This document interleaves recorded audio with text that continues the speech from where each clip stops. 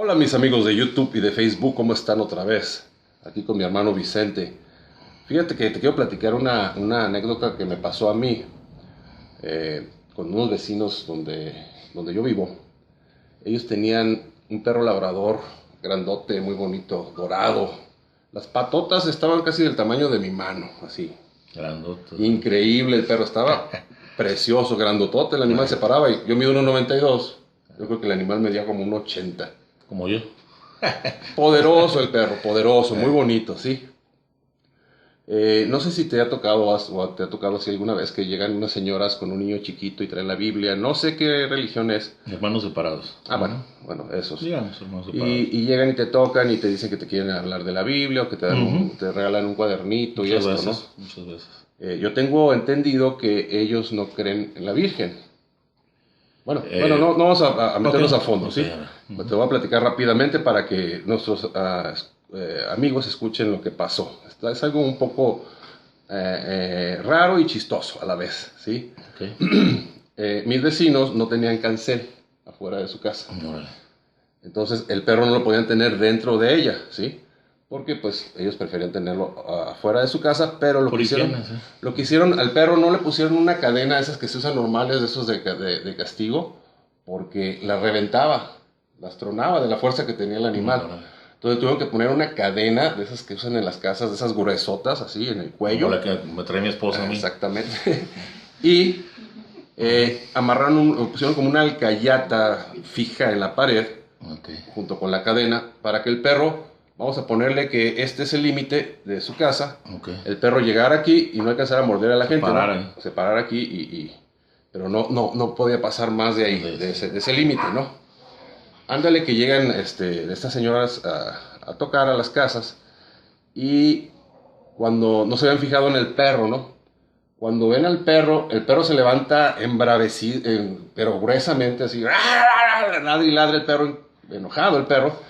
Y se les deja ir a las señoras. Ellas no sabían que el perro llegaba hasta ese límite, ¿no? Tenía la cadena puesta. ¿Y qué crees que hicieron las señoras? ¿Qué te imaginas? ¿Qué hicieron?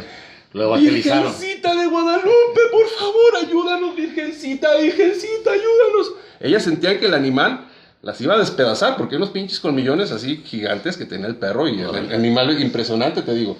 Imagínate ese animal enojado y se les deja ir hasta sientes que ya te cargó pifas. Y en ese momento sale Aclamaron a la Virgen en la que no creen. Exactamente. Sale mi vecino, muerto de la risa. Hijas de tal por cual que no creen en la Virgen. Mira, jamás volvieron a pararse a predicar ahí. Exactamente. Bueno, la pena que les pusieron rojas, agarraron a su muchacho, vente mijo, vámonos. Y jamás volvieron. Oye, por cierto, quisiera, ahorita que ya estamos en esto, más o menos, que nos platicaras. Ambientados. Exactamente, de la Virgen, de los dogmas de ella, porque mucha gente no cree en ella, ¿no? Y bueno, hay más que sí creen en ella que no. Que los que no. Pero hay mucha gente que habla un poco mal de ella y nos gustaría que nos aclararas algunas cosas. Tú que estás preparado en esto, por favor, adelante hermano, vamos. Bueno, mira, los dogmas marianos, para empezar, dogma... dice el perro que se cae. Continúa. Para empezar, dogma es, ya lo habíamos dicho antes, es una verdad revelada por Dios y reconocida por la Santa Iglesia que obliga a todos los que participamos en la Iglesia Católica a creerlo. Porque es verdad revelada por Dios, no verdad revelada por la Iglesia. Más bien la Iglesia descubre que es una verdad revelada y lo pone como dogma. Uno de los dogmas de la Santísima Virgen María, hablemos por ejemplo del dogma de la Inmaculada Concepción. ¿Te parece? Inmaculada viene la palabra de latín immaculatus, que está compuesta del prefijo in, que significa sin, y mácula, que significa mancha, más el sufijo ado, que indica que no ha recibido la acción, es decir, no manchada. La Inmaculada Concepción es no manchada. El Papa Pío IX, en la bula Ineffabilis Deus, del 8 de diciembre de 1854, dice lo siguiente, textualmente lo voy a leer. Declaramos, pronunciamos y definimos que la doctrina que sostiene que la Santísima Virgen María, desde el primer instante de su concepción, por una gracia y a favor singular de Dios Todopoderoso, a la vista de los méritos de Jesucristo, Salvador del género humano, fue preservada inmune de toda mancha del pecado original, es una doctrina revelada por Dios y por lo tanto debe de ser creída firme y constantemente por todos los fieles. Eso nos dijo el Papa en esta bula. Incluso, porque dicen, perdón, ya la estoy sumando. Sí. ¿Qué pasó, Enrique? ¿Qué Sí, pasó? adelante. Bueno, al final de cuentas es una imagen, como dicen, no pensamos que es realmente la Virgen María en persona, pero es una imagen que nos la recuerda, como la vemos así los católicos, no pasa nada. Incluso, fíjense que muchos protestantes o hermanos separados, pero ya separados y varias veces dicen que Lutero y que Calvino no creían en esto, y ellos incluso sí lo creen. Les voy a leer un sermón de Martín Lutero sobre el día de la concepción de la Madre de Dios, que dijo en 1527, por boca de Martín Lutero. Es dulce y piadoso creer que la infusión del alma de María se efectuó sin pecado original, de modo que en la mismísima infusión de su alma ella fue también purificada del pecado original y adornada con los dones de Dios, recibiendo un alma pura infundida por Dios, de modo que desde el primer momento que ella comenzó a vivir fue libre de todo pecado.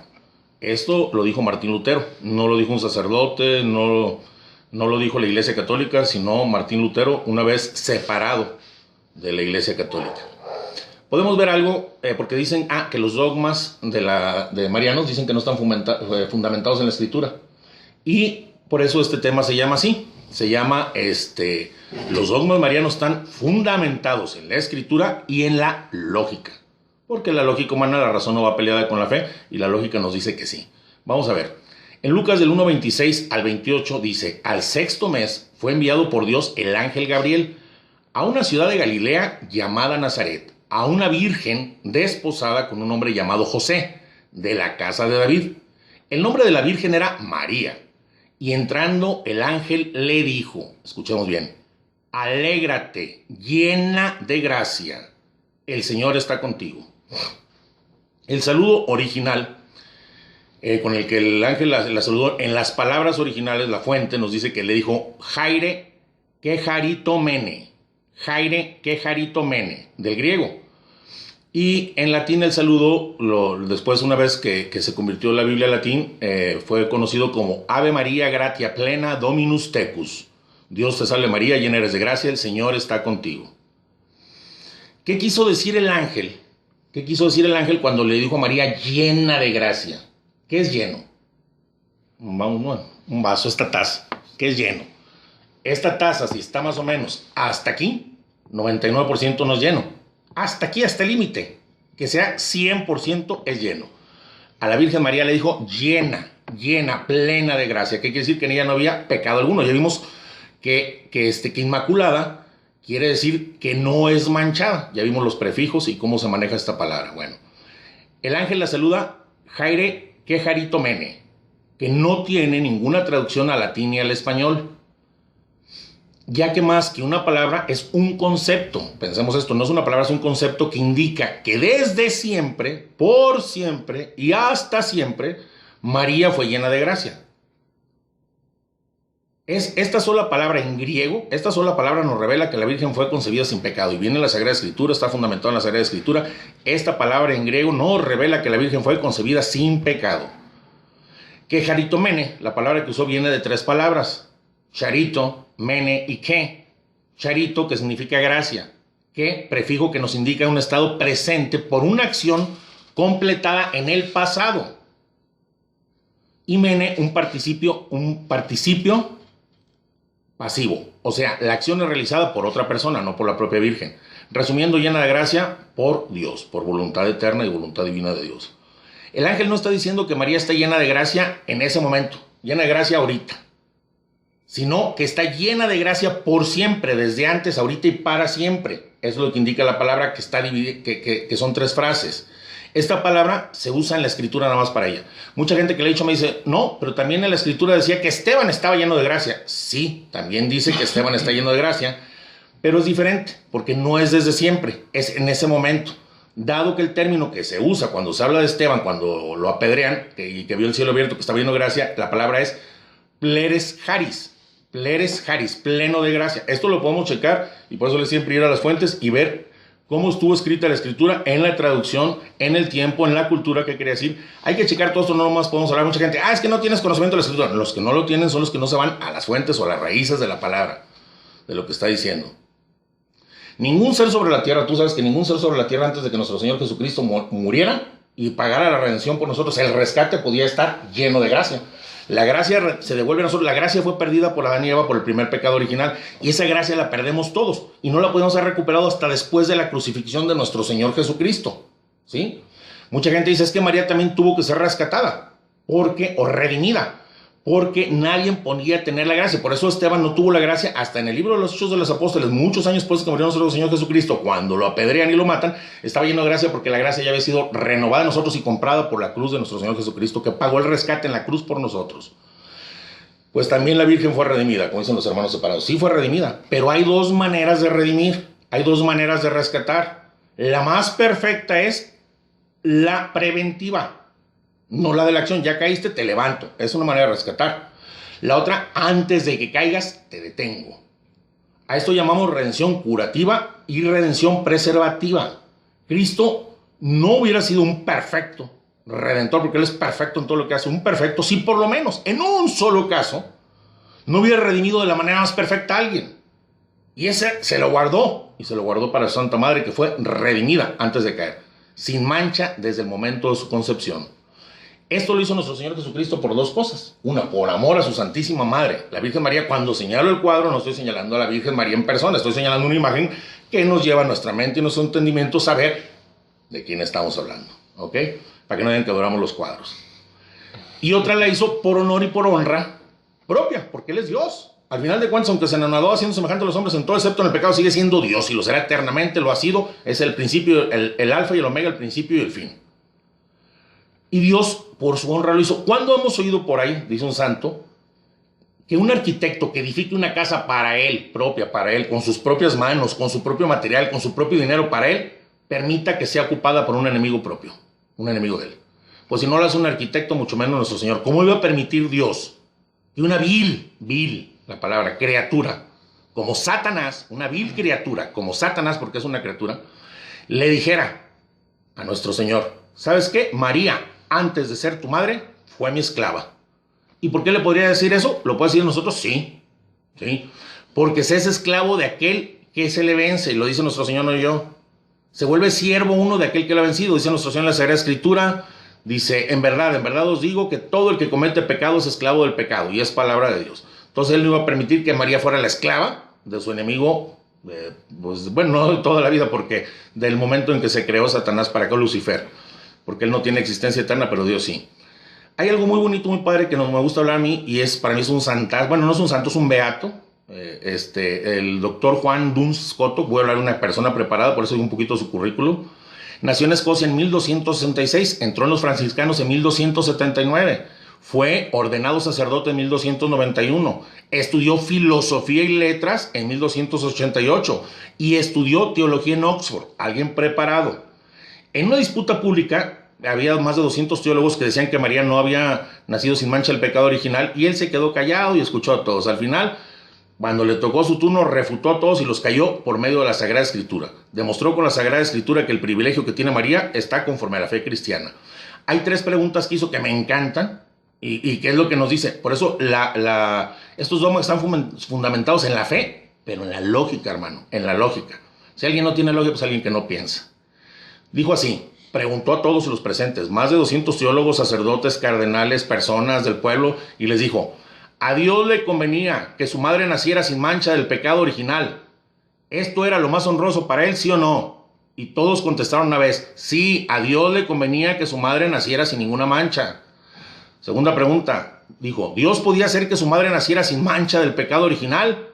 Todos respondieron: sí, sí podía hacer que su madre naciera sin la mancha del pecado original. 3 les preguntó: ¿lo que a Dios le conviene hacer, lo hace? Y todos respondieron: sí, lo que a Dios le conviene hacer, lo hace. Entonces Juan Duns, el beato doctor Juan Duns Scoto, exclamó en voz alta: potoit decuit ergo fecit, que quiere decir pudo, convino, luego lo hizo. Pudo porque era Dios, quiso porque era hijo, luego lo hizo. Pudo, quiso y lo hizo. Porque si quiso y no pudo, No es Dios, lamentablemente, hermanos. Y si pudo y no quiso, no es hijo. Digan pues entonces todos, que pudo, que quiso y que lo hizo. Se levantaron los 200 teólogos, los cardenales, todos le aplaudieron, gritaron, vitorearon a María y aceptaron esta verdad tan sencilla, pero con una lógica aplastante, para aquellos que no piensan, lógica aplastante, que nos ayuda a entender esta obra perfecta de Dios, que es la Inmaculada Concepción de la Virgen María. Hasta ahí lo que dicen en algunas partes de la Sagrada Escritura. Vamos a ver otras cositas rápido, por qué conviene que sea inmaculada. Podemos leer en Génesis 3:15, dice Dios Padre a la serpiente: pondré enemistad entre ti y la mujer, después de la caída de Adán y Eva, entre tu descendencia y su descendencia, y ésta te aplastará la cabeza, mientras tú acechas su calcañar. Esta te quitará la vida, te aplastará la cabeza, te dará en la cabeza y tú vas a buscar nada más un punto sensible y no le vas a hacer nada, pero ella te va a aplastar la cabeza. Esto lo dijo Dios muchísimos siglos antes de nacer María. ¿Por qué? Porque la Eva pasada había pecado, había caído en garras del demonio, y la nueva Eva no podía caer en las garras del demonio. Entonces, para poner esta enemistad de Dios nuestro Señor, convenía y era imprescindible que no hubiera ningún vínculo entre la serpiente y la nueva Eva, que es María. Por eso María estuvo predestinada desde antes de nacer a no tener vínculo con la serpiente en el pecado original. Así como Adán, el primer padre de nosotros, y Eva fueron creados sin pecado para pasar la prueba que reprobaron, por lo que tenemos estas broncas ahora que morimos y que trabajamos y que el sol de nuestra frente y que la enfermedad, bronca que ellos hicieron, había hubo un nuevo Adán y una nueva Eva. Entonces era necesario que los nuevos Adán y Eva, que vinieron a deshacer las obras del demonio que hizo en nuestros primeros padres, fueran libres de pecado. Esto era obligatorio. Dice San Pablo que Cristo es el nuevo Adán. Y en Génesis ya vimos cómo María es la nueva Eva. Por eso llega a decir San Irineo. Dice así: como aquella Eva, teniendo a Adán por varón, pero permaneciendo aún virgen al desobedecer, fue la causa de la muerte. Pues así también María, teniendo ya un varón predestinado, sin embargo, fue virgen obediente. Y así fue causa de salvación para todo el género humano. De este modo, el nudo de la desobediencia de Eva quedó suelto por la obediencia de María, lo que ató por su incredulidad Eva, lo desató por la fe María. Es decir, como un nudo es desatado pasando las puntas por el mismo lugar, pero al revés, así la redención se obró de modo idéntico, pero a la inversa de la caída por los nuevos Adán y Eva, Jesucristo y María. Aquí estamos hablando de lo que es la Inmaculada Concepción, es lo que vimos ahorita. Son 4 dogmas, vamos a tratar de hablar rápidamente de ellos, sencillos, con lógica, fundamentados en la Escritura. Vamos a ver sobre la virginidad perpetua de María, que por ahí ayer me tocó ver un video de un cuate que de veras no piense, que no tiene lógica. Ahorita te digo al final de qué se trató y lo que le contesté. Pero bueno, adelante, hermano. Vamos a ver el dogma de la virginidad perpetua de María. El dogma mariano más antiguo afirma que María fue virgen antes, durante y después del parto. En el concilio de Constantinopla, en el 553, se reconoció a María con el título de Virgen Perpetua. Hay partenos. Isaías 7:14 nos dice, vamos a ver porque todo está fundamentado en la Biblia, como les digo. He aquí que una virgen concebirá y dará a luz un hijo y le pondrá por nombre Emmanuel, que quiere decir Dios con nosotros. En Lucas 1:34 vemos que dice, María respondió al ángel, ¿cómo será esto? Puesto que yo no conozco varón, aún que estaba ya desposada con José. El ángel le respondió, el Espíritu Santo vendrá sobre ti y el poder del Altísimo te cubrirá con su sombra. Por eso el que ha de nacer será santo y será llamado Hijo de Dios. Mira, fíjate lo que le dijo después, mira, también Isabel, y eso nos lo está diciendo nosotros, miren, también Isabel, la pariente de María, ha concebido un hijo en su vejez, nos lo está diciendo nosotros y a los hermanos separados.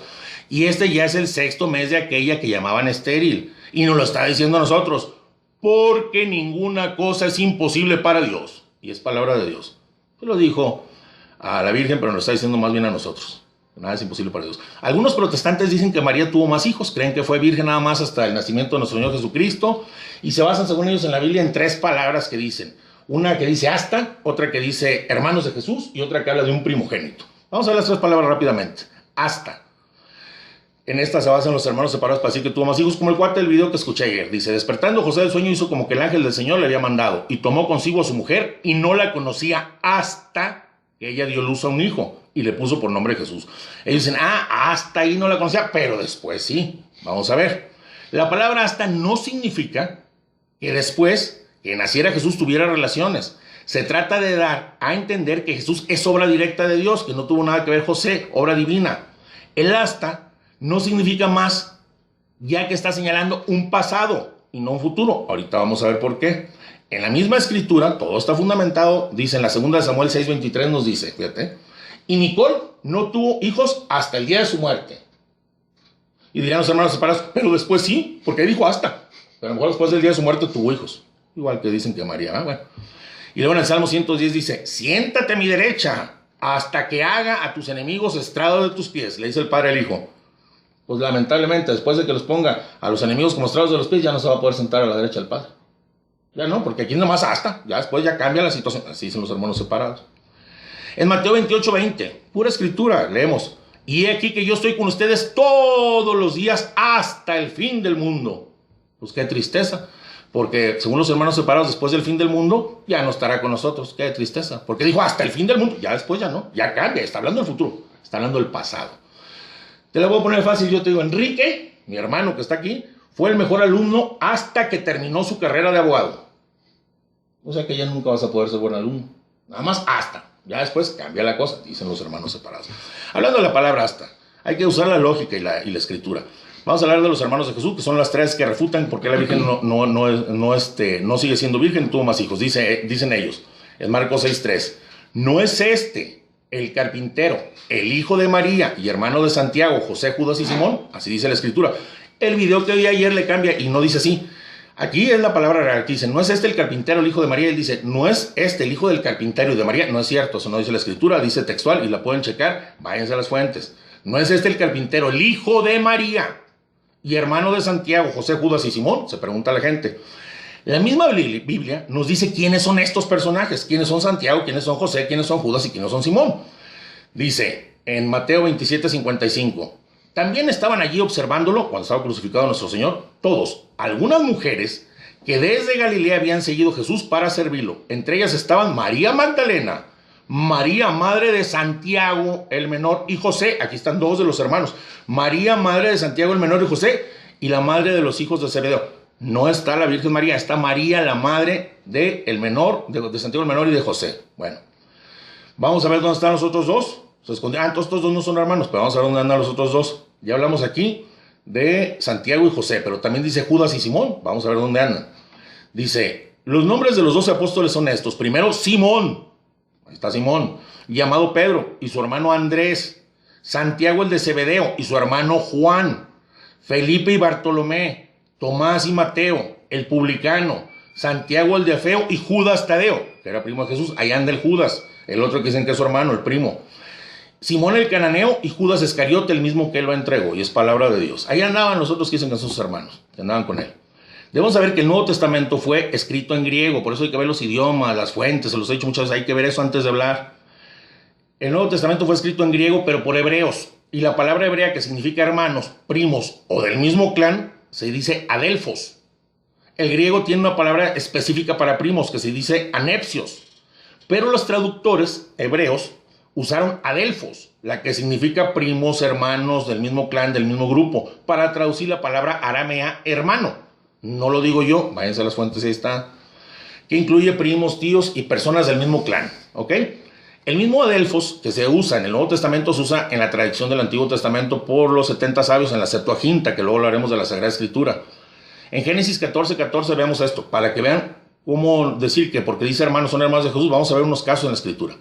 Dice en Génesis 14:14, al oír Abraham que su hermano Lot había sido cautivo, movilizó a las tropas, recuperó toda la hacienda y también a su hermano Lot.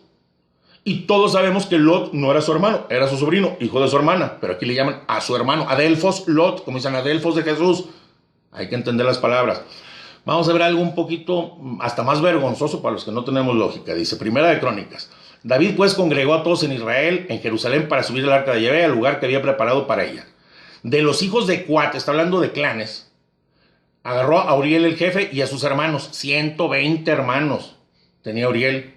De los hijos de Merarí, agarró a Asaías el jefe y a sus hermanos, 220 hermanos. Eran hermanos de Asaías, hijos de Merarí, 220. De los hijos de Gersón, a Joel el jefe y a sus hermanos, 130. De los hijos de Elisafat, a Semaías, el jefe, y a sus hermanos, 200 hermanos. De los hijos de Hebrón, a Eliel, el jefe, y a sus hermanos, 80. De los hijos de Uziel, a Aminadab, el jefe, y a sus 112 hermanos. O sea, había unos que tenían 220, otros 130, otros 300. No, pues sí se notaba que no había tele. Digo, si ustedes piensan que todos los que se llaman adelfos hermanos, son los hermanos, están hablando del mismo clan, primos, tíos, sobrinos, familiares del mismo clan, hasta sirvientes del mismo clan, adelfos. Ay, perdón, no me vayan a decir luego que me enojo, porque dicen que no estoy enojado, me emociono.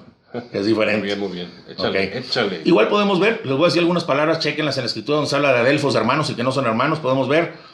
En Primera Crónicas 23 del 21 al 22, en Primera Samuel del 9-13 y también el 20 al 32, en Segunda Samuel 1-26, en Amos 1-9, en Deuteronomio 23-8, en Segunda de Reyes 10 del 13 al 14, en Nehemías del 5-8, Jeremías del 34-9, y hay 1000 citas más que podemos ver que se llama hermanos a los que no son hermanos. Ay, es que dice ahí hermanos, sí, adelfos, hermanos del mismo clan, de la misma familia. No existe una sola sugerencia en la Biblia que diga que María tuviera otros hijos, no hay una sola. El ángel del Señor se le apareció a José en sueños, vean esto, y dice, levántate, toma contigo al niño, no toma contigo a tu hijo, toma contigo a José, al niño y a su madre, y huye a Egipto, al niño, o sea, al único, al niño, y estate ahí hasta que yo te diga, porque luego va a buscar al niño para matarlo, es palabra de Dios. Cuando se le pierde el niño en Jerusalén, acordémonos a Jesús y a María, dice que lo buscan entre los parientes y entre los conocidos, José y María, no habla que lo buscaron José, María y los hermanos de Jesús, no, porque no tenía hermanos, no lo buscaron, a menos de que se hubieran quedado a jugar canicas mientras los papás los iban a buscar todos preocupados, digo, y lógicamente, porque si no usamos la lógica, podemos usar la ilógica, que es la que usan los hermanos. Pero no encontrarlos, se volvieron a Jerusalén en su busca. En la escritura se refiere como el hijo de María, no como un hijo de María. Incluso en lo que empezamos a leer al principio dice Marcos 6:3, no es este el carpintero, el hijo de María. No dice uno de los hijos de María. Pues hubiera estado mal si no dijera uno de los, el hijo de María, el que tiene, el que fue hasta el último y se acabó. Ok. En Juan 19, 26 al 27 dice, Jesús viendo a su madre, fíjense, en el momento de la crucifixión, y junto con ella, al discípulo a quien amaba, dice a su madre, mujer, ahí tienes a tu hijo, su discípulo, no su hermano. Y ya vimos de quién es hijo, y ese hermano, Santiago y Juan son hermanos, los hermanos de los hijos del trueno. O sea, todo eso ya lo hemos visto y lo sabemos. Ok. Jesús viendo a su madre, junto a ella, el discípulo que llamaba, dice a su madre, mujer, ahí tienes a tu hijo. Luego le dice al discípulo, ahí tienes a tu madre. Y desde aquella hora el discípulo la acogió y se la llevó a vivir a su casa.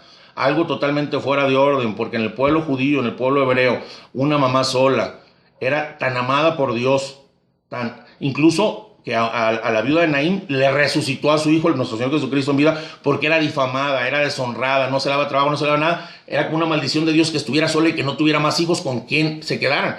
Pero si Jesús está muriendo, pues qué mal hubiera hecho decirle a los hermanos, ustedes no se preocupen de mi mamá, no la vuelvan a ver, váyanse. A lo mejor los hijos andaban uno en Las Vegas, y otro en París, otro en Francia, en Australia, se fueron por ahí a pasear, porque se la encargó a Juan.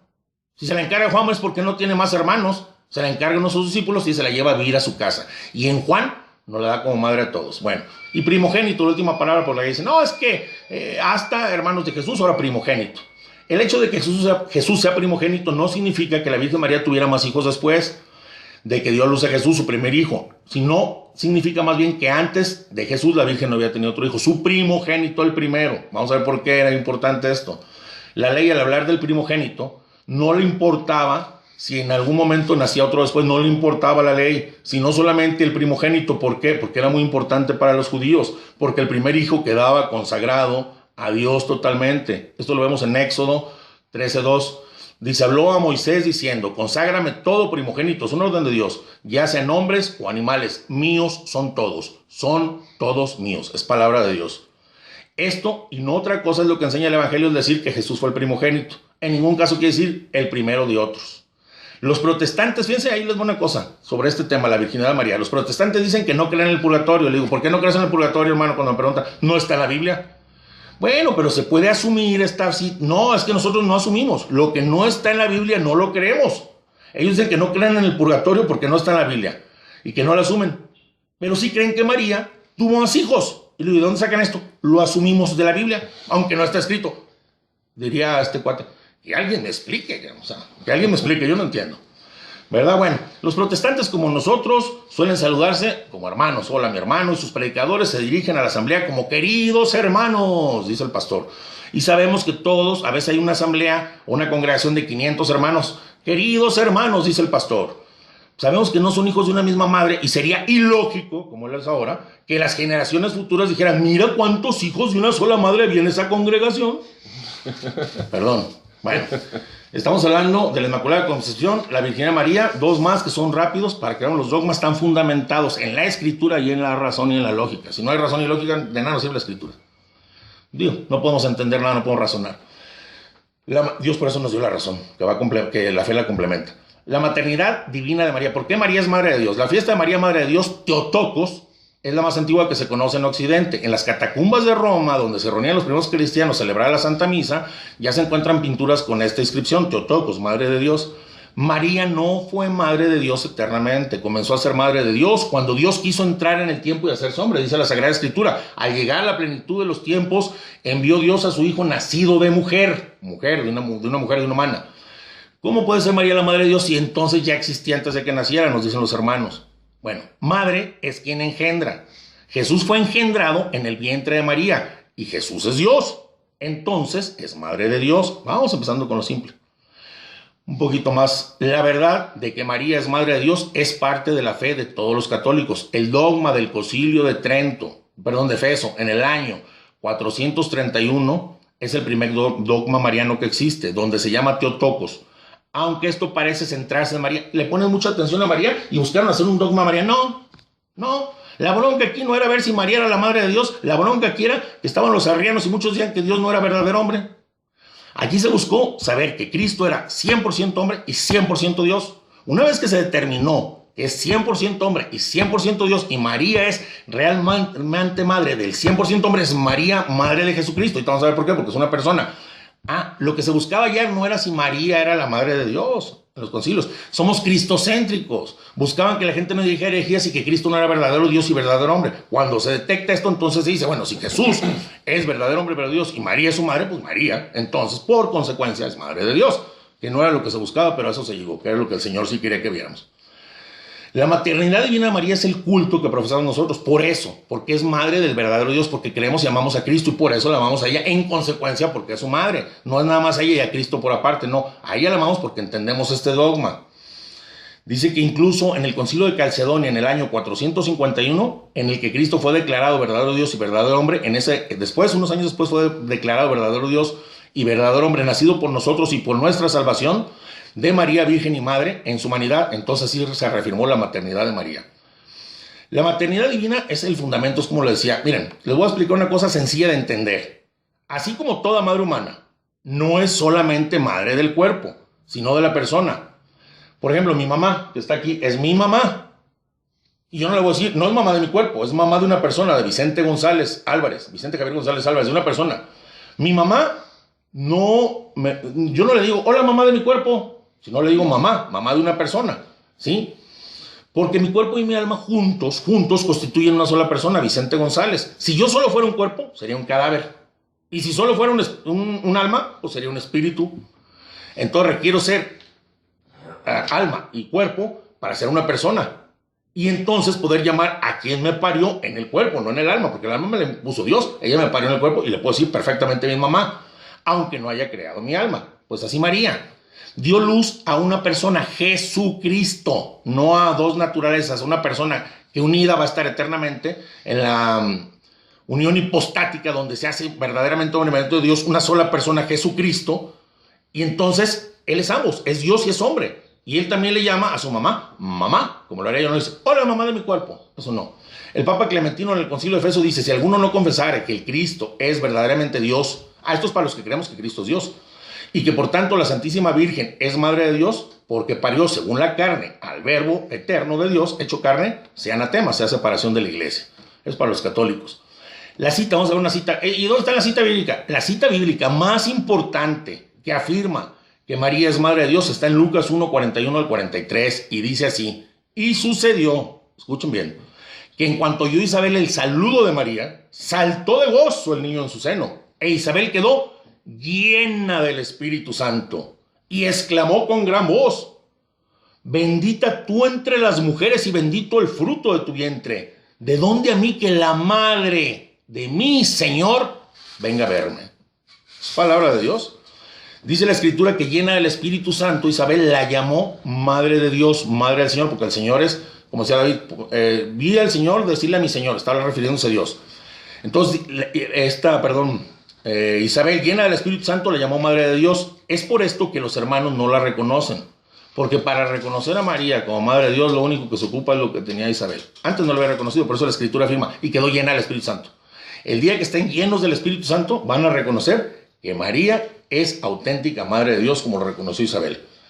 Ahora, también rápidamente, también María es Madre nuestra, no nomás Madre de Dios. ¿Por qué? ¿Por qué es Madre nuestra María? Bueno, por lógica. Así como una mamá no es mamá solo de unas partes de nuestro cuerpo, mi mamá no es mamá de mi brazo, hola mamá de mi brazo, hola mamá de mi cabeza, no, mi mamá es mamá de todo mi cuerpo también, pues es mamá de todo el cuerpo de Jesucristo completo. Y si Cristo dice que Él es la cabeza de la iglesia y su cuerpo místico son los miembros, María es madre de la cabeza y madre de los miembros. Pero dice, ustedes son los miembros, nosotros somos los miembros del cuerpo místico de Cristo y Él es la cabeza. Si María es madre de la cabeza, pues también es madre de los miembros y esos miembros somos nosotros, y por eso la podemos llamar madre. Aunque no es madre de la carne, así como a la madre de la carne la llamamos madre, aunque no es madre del espíritu. Híjole, una lógica facilísima. Digo, hay que entender. Bueno, y también puede ser nuestra madre, ¿por qué? Es madre espiritual, ya que por ella nos llegó la nueva vida. La vida antigua que teníamos en el espíritu la perdimos por ella. Estamos condenados a la muerte, al fracaso, al Seol, a la tumba, como le quieran llamar, pónganle el nombre que quieran, condenados. Y por ella nos llegó la vida, la nueva vida en el espíritu, a través de ella. Si ella es la que nos está trayendo a la nueva vida en el espíritu, entonces también se vuelve madre espiritual nueva. Es la nueva Eva que nos trae la vida nueva. Entonces también la podemos llamar madre porque es madre espiritual. Y el último dogma que queda pendiente, que también con este muchacho lo decía ayer, y es que no conocen los católicos, conocemos un poquito y que investiguen para que se dé cuenta que es cierto. La asunción de la Santísima Virgen al cielo en cuerpo y alma. El Papa Pío XII en el 1950, en noviembre, definió el dogma de la Asunción de María. Dijo así: después de elevar a Dios muchas y reiteradas preces y de invocar la luz del Espíritu de la verdad para gloria de Dios omnipotente, que otorgó a la Virgen María su peculiar benevolencia, para honor de su Hijo, Rey inmortal de los siglos y vencedor del pecado y de la muerte, vencedor del pecado y de la muerte, para aumentar la gloria de la misma augusta Madre y para gozo y alegría de toda la Iglesia, con la autoridad de nuestro Señor Jesucristo, de los bienaventurados apóstoles Pedro y Pablo, y con la nuestra, pronunciamos y declaramos, y ser dogma divinamente revelado, que la Inmaculada Madre de Dios y siempre Virgen María, terminando el curso de su vida terrenal, fue asunta en cuerpo y alma a la gloria de los cielos. Esto se decretó. Esto fue en 1950, el 1 de noviembre, pero se decretó la fiesta en la celebración en la iglesia el 15 de agosto, que es que cuando hay que asistir. ¿Por qué dice Asunción y no Ascensión? Asunción, María no subió por sus propios medios, fue elevada por Cristo. Asunción, fue elevada por Dios a los cielos. Esa es la Asunción de María. La ascensión del Señor es diferente, porque Él fue elevado por Él mismo, porque Él mismo es Dios. Esto no está fuera del contexto bíblico, porque siempre Biblia, ¿dónde dice la Biblia? Vamos a ver. No está mal que se diga que Dios asciende a los cielos a un ser humano en cuerpo y alma. Esto está totalmente fundamentado en la Escritura. Vamos a ver lo que dice en Primera de Tesalonicenses número 4, versículos del 15 al 18. Dice así: y los que murieron en Cristo, fíjate, hermano, resucitarán en primer lugar. Después nosotros, los que vivamos aún, los que quedemos, seremos arrebatados en las nubes junto con ellos al encuentro del Señor en los aires. Y así estaremos siempre con el Señor. Y todavía nos dice, y así consuélense con eso los unos a los otros. ¿Sabes qué, carnal? El día que tú presencias la venida de Cristo y no te has muerto, así en tu cuerpito y en tu almita, vas a ser elevado, vas a estar con el Señor eternamente. Y eso me lo dices tú a mí, yo te lo digo. Y es una palabra de Dios. No tiene por qué asustarnos que suba una persona en cuerpo y alma al cielo. Esto aquí está. Bueno, aquí dice que los cristianos que estén en gracia y que no mueran y que presencien la venida de nuestro Señor, que hayan vivido en gracia, van a ser elevados. Yo nomás quiero saber quién ha vivido más en gracia. Si ya vimos la Inmaculada Concepción, llena, plena, totalmente base, llena de gracia, la Virgen Santísima, la llena de gracia. Ella que está más en gracia, o nosotros. Porque si podemos creer que a otros, yo a mi hermano Enrique se lo va a llevar Dios con todos zapatitos y cuerpo y alma al cielo, ¿y por qué no puedo creer que la Virgen Santísima lo haga si Él quiere? Si está en la Sagrada Escritura, donde dice que no, ¿quién merecerá más ser llevado al cielo en cuerpo y alma? Yo o la Santísima Virgen María. Abusados. También dice en Segunda de Reyes, Número 1, Yahvé se llevó a Elías al cielo en un remolino. En cuerpo y alma se lo llevó. Incluso cuando en la transfiguración ven a Moisés y Elías platicando con el Señor en cuerpo perfecto y alma. Si ellos profetas pudieron estar, porque la nueva Eva, la que trajo la vida al mundo, no iría a estar así. Bueno, para que veamos que no está en contra de la Escritura. El Papa Pío XII presentó varias razones para definir este dogma que son muy interesantes. Lógica.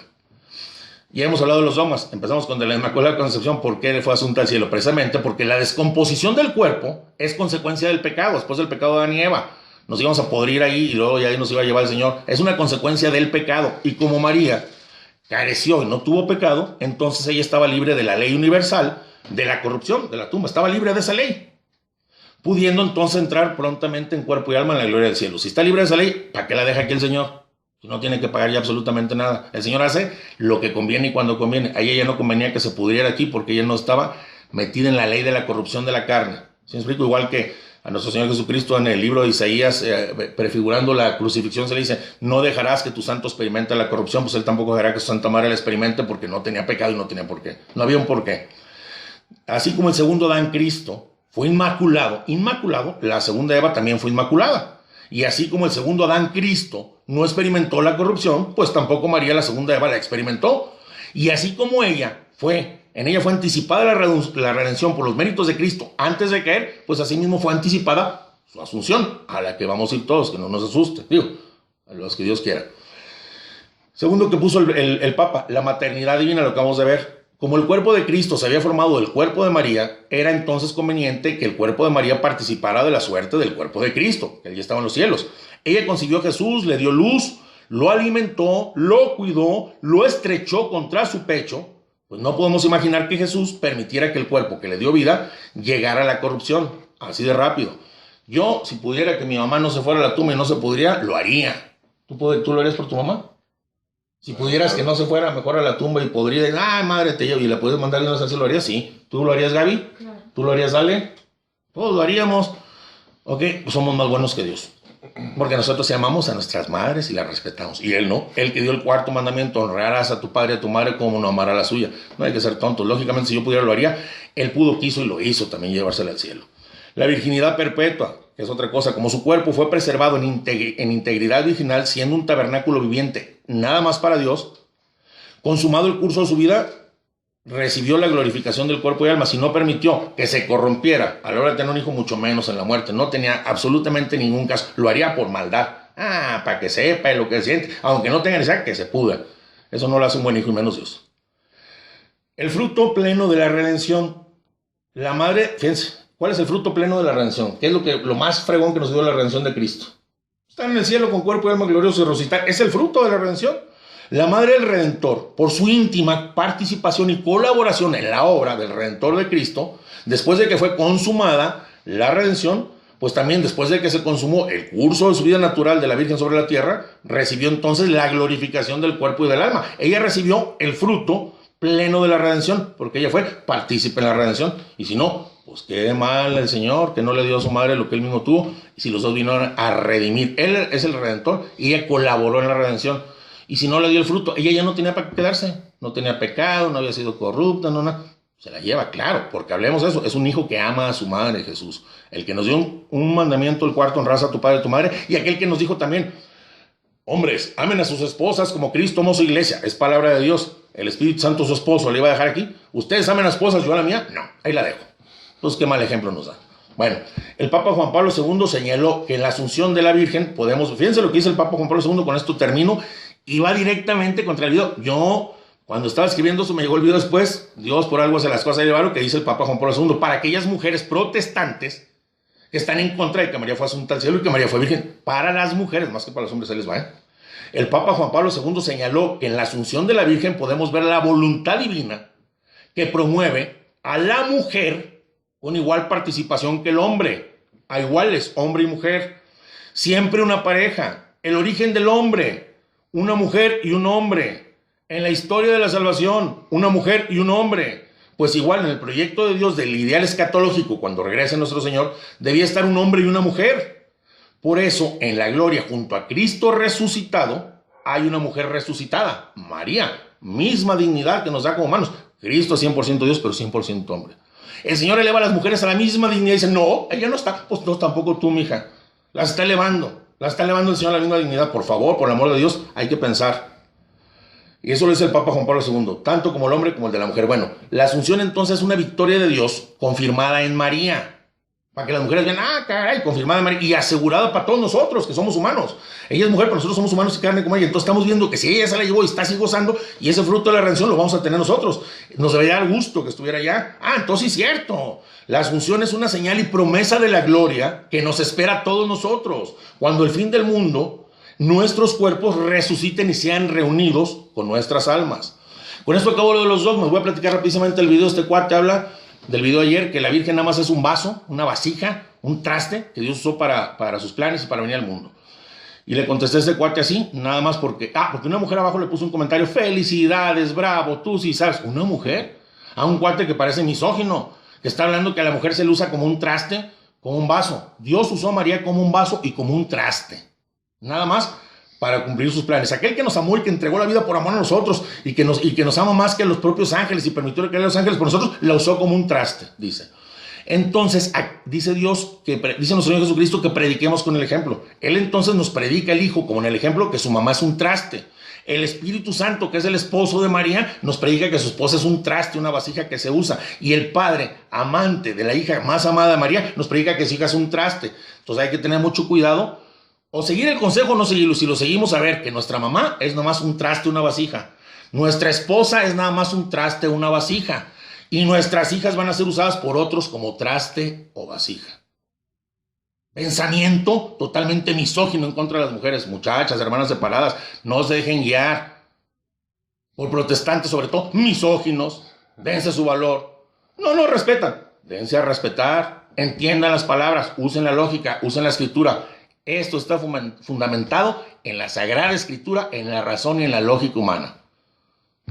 Es todo lo que podemos hablar ahorita sobre este tema. Hay mil cosas que decir María. El poder de María, porque María es reina. Hay miles, pero no nos podemos extender porque mi hermano aquí ya nos está viendo con ojos. No, ¿cómo creen? Feos, pero eso es, así es. No hay que alargar tanto el video porque pues, para más adelante seguimos con diferentes videos. Claro. Lo que nos pidan aquí en el... Nosotros nos echamos una canción, una reclamación, o sea, hay que hacer de todo. A ver, no te creas. No, es de Sor Juana Inés de la Cruz, y sí está padre. Dice, a ver, dila, te sale súper bien.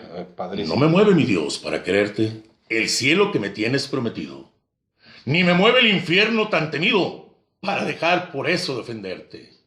Tú me mueves, Señor. Muéveme al verte clavado en una cruz y escarnecido. Muéveme al ver tu cuerpo tan herido. Muéveme tus ofrendas y tu muerte. Muéveme, en fin, Señor. Muéveme de tal manera que aunque no hubiera cielo, yo te amara. Y aunque no hubiera infierno, te temiera. ¿Y sabes qué? No me tienes que dar porque te quiero. Porque aunque lo que espero hoy no esperara, ¿sabes qué, mi Señor? Lo mismo que hoy te quiero, te quisiera. Bravo, hermano. Bravo, muy bien. El 8 de diciembre, fiesta de la Inmaculada Concepción. No es obligatorio, pero hay que asistir como católicos, dando gloria a Dios por las obras que hace por los humanos, por nosotros. Ella es nuestra representante, también como humana, dándole gloria a Dios por todos los bienes que nos tiene preparados. Muy bien, hermano, y déjame, te felicito. Y mañana tu cumpleaños, hermano. Okay, un abrazote de una vez. Si Dios quiere, mañana. Para que felicites a mi hermano. Mañana ya no se me voy a olvidar, mis 48 añotes aquí en este planeta. Muy bien, pues estamos aquí en YouTube y en Facebook. Cualquier duda, estamos a sus órdenes. No es pleito contra nadie, simplemente. Perdone. Se está aclarando una situación que mi hermano vio y todo. Iba a mandárselo a mi compadre Mario Morales, una persona que quiero mucho. Saludos. A mi amigo Mario Hernández, otra persona que quiero mucho, que me regañaron. Me dijeron, no te enojes, no me enojo, me emociono. Bueno, a veces sí me disgusta un poquito, pero creo que por esas cuestiones que valen la pena. ¿Verdad? Muy bien. Saludos. ¿Alguien más que quiera saludar? Aquí estamos. Pues nada, ahorita por lo pronto los que me hablan a regañar. A todos. Un saludo a todos los que nos están viendo y los que nos están aquí día con día visualizando. Su amigo Quique, como siempre, les mando un abrazote. Bye, bye. Bye, bye. Su amigo Quique.